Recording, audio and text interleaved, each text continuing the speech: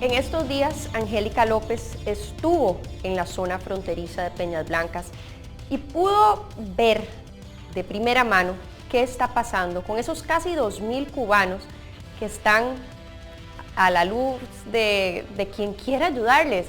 Tienen que comer, dónde bañarse, dónde duermen. Hay mujeres embarazadas, hay niños. ¿Cómo la están pasando? Sí, bueno, muy mal. En realidad es una situación crítica y hay varios grupos, digamos, por decírtelo de alguna manera.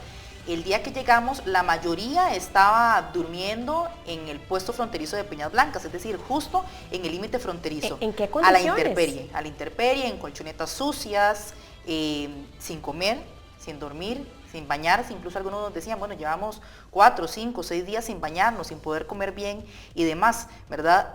Por eso es que se habilitan algunos albergues para garantizar que ellos tengan en esas condiciones, aunque sean mínimas.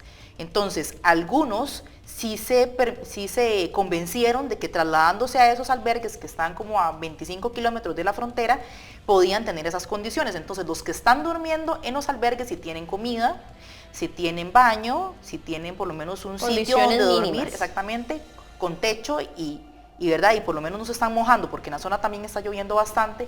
Bien lo mencionabas, mujeres embarazadas, mujeres con niños pequeños. Yo conversaba con una de las madres y le preguntaba, bueno, es que hay muchas personas que están diciendo cómo se atreven a hacer una travesía tan peligrosa con chiquitos. Tiene que haber un sentido de desesperación muy grande. Hay un sentido de desesperación totalmente. ¿Cómo percibiste esas emociones? Yo quisiera pensar que para que una madre cargue ahí un hijo de brazos desde Cuba, con miras a llegar a Estados Unidos, la situación que tenían que estar viviendo en Cuba tiene que haber sido de terror. Exacto. Te comentaron, te explicaron esas razones particulares y específicas del por qué huyen de Cuba. Bueno, básicamente es la situación económica, ¿verdad? Más allá de la dictadura que ellos enfrentan, están cansados de tener puestos altos, ¿verdad? De tener un buen trabajo, una profesión, pero ganar muy poco. Por ejemplo, esta madre me decía que ella ocupaba un cargo de jefatura en Cuba y ganaba apenas $20 mensuales. ¿Qué hace con $20? ¿Verdad? Entonces ella me decía, yo necesito darle condiciones mejores a mi hijo. Y pensé en algún momento que las podía conseguir en otro país. Entonces, de hecho, ella se va para Ecuador y vive un tiempo ahí, pero le fue mal. En realidad encontró condiciones, según ella dice, peores, y dice, no, voy a seguir entonces hacia Estados Unidos, que es donde yo confío que voy a tener mi sueño americano. Incluso algunos me decían, ya señores mayores, ¿verdad? Porque hay de todas las edades. Es un grupo muy heterogéneo. Totalmente, me decía, yo quiero pasar mis últimos años en Estados Unidos, teniendo que pagar el precio que sea, teniendo que vivir las situaciones que sean, porque a uno de ellos, que fue justamente este que me dijo eso, lo golpearon y la asaltaron en Colombia. Y yo le decía, ¿vale la pena? O sea, ¿vale la pena exponerse a todo ese peligro para llegar a Estados Unidos? Y él, convencido, me decía que totalmente. Sí, un sentido de convicción verdadero y absoluto. Kenia, nos gustaría saber cuál ha sido la reacción de las autoridades nicaragüenses en estos últimos días. Bueno, las autoridades nicaragüenses han anunciado, ¿verdad?, que en este caso, además de responsabilizar al gobierno de Costa Rica, afirman de que van a estar denunciando este problema ante el sistema de integración centroamericana para que realmente los presidentes, ¿verdad?, de este sistema puedan a nivel regional encontrar algún tipo de solución ante la problemática, ante la crisis migratoria, la crisis humanitaria que se desató, ¿verdad?, en la frontera sur de Peñas Blancas.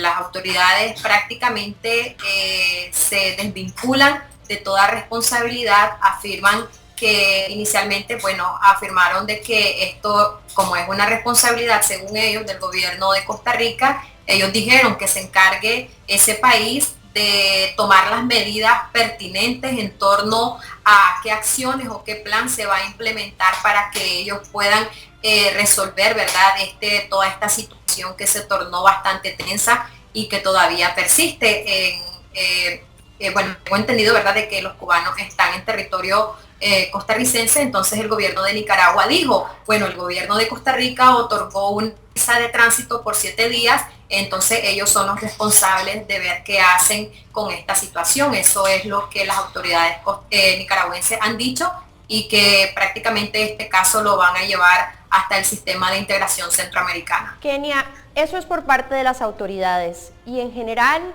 el pueblo, el ciudadano de a pie que está percibiendo esta situación y que lo está escuchando a través de las noticias, ¿tiene algún sentimiento de solidaridad? ¿Quisiera ver algún tipo de actuar diferente por parte de las autoridades? Prácticamente los ciudadanos, la ciudadanía se muestra inconforme y critica la violencia con que se ha manejado, ¿verdad?, esta situación, o con que se respondió ante este caso en la frontera sur. Prácticamente, ¿verdad?, algunos ciudadanos, la ciudadanía responsabiliza, bueno, al gobierno de Costa Rica. Otros afirman de que prácticamente porque no se les permite el ingreso a estos ciudadanos cubanos. Bueno, prácticamente los defensores de derechos humanos han dicho de que toda esta situación genera o provoca que Nicaragua, a nivel internacional, el mensaje que se dé es que es un país inhumano, que prácticamente no está respetando los derechos humanos de las personas, ¿verdad?, que viajan de manera ilegal. Pero prácticamente ese es el sentir, que se tienen que respetar, ¿verdad?, pese a las circunstancias, se tienen que respetar los derechos humanos de estas personas que viajan de manera ilegal. Pero sí, la ciudadanía pues insiste que aunque no tienen un documento legal, ¿verdad?, no se puede responder con violencia ante estas situaciones. Angélica, ¿hay alguna solución inmediata, o en realidad esta crisis que se está viviendo en la zona fronteriza se extenderá por días, meses? ¿Qué salida hay en estos momentos? ¿Cómo lo viste por allá? Bueno, nadie lo sabe, y yo creo que las autoridades todavía no lo tienen claro, ¿verdad? Yo que estuve ahí, me daba la impresión que, y ellos también, los cubanos, tienen la impresión de que esto está estancado, ¿verdad?, que no va a avanzar. Incluso el lunes estaban ellos un poco más tranquilos, pero el martes ya estaban completamente desesperados. Le exigen a las autoridades de Costa Rica que le solucionen de manera pronta, inmediata. Pero bueno, también hay que entender que las autoridades costarricenses están atadas de manos de alguna manera, y ellos han encontrado en la solución prácticamente que por temporal, dar una prórroga a esta visa en caso de que no se solucione en estos días, pero también entender que esta visa temporal se vence este sábado, y Costa Rica dice, bueno, si se vence el sábado y no pasa nada, la voy a extender por otros días más, pero simplemente es como tapar el sol con un dedo, ¿verdad? El problema sigue ahí, los cubanos están desesperados y nadie sabe en realidad qué hacer. También el gobierno de Costa Rica, y hay que recordar que en un primer instante confió en que Nicaragua primero dijo, sí los voy a recibir, y luego cuando entonces otorga estas visas y los cubanos también de manera confiada comienzan a desplazarse a la frontera norte, encuentran a un ejército armado, ¿verdad?, antimotines, completamente uniformados y todos preparados para recibir, atacar. Exactamente, para atacar, para no decirlo de otra manera, ¿verdad?, a este grupo. Ellos precisamente intentan entonces ingresar a suelo nicaragüense. De los 2.000, como unos 800 intentan ingresar en manada. De hecho, nosotros estuvimos en el noticiero mostrando un video donde se ven venir en manada todos los cubanos, y de un momento a otro se encuentran con el ataque con el que les recibe el ejército de Nicaragua, ¿verdad? Un ambiente de absoluta incertidumbre. Angélica, un gusto tenerte acá en Al Cierre. Gracias por tu participación y gracias por estar ahí con la situación y percibirla de primera mano. Kenia, gracias por participar hoy con nosotros y por darnos esa visión del vecino nicaragüense. Ya casi volvemos porque queremos saber más de esta problemática que está pasando en la región y qué va a pasar en los días, si no es que meses, que continúan.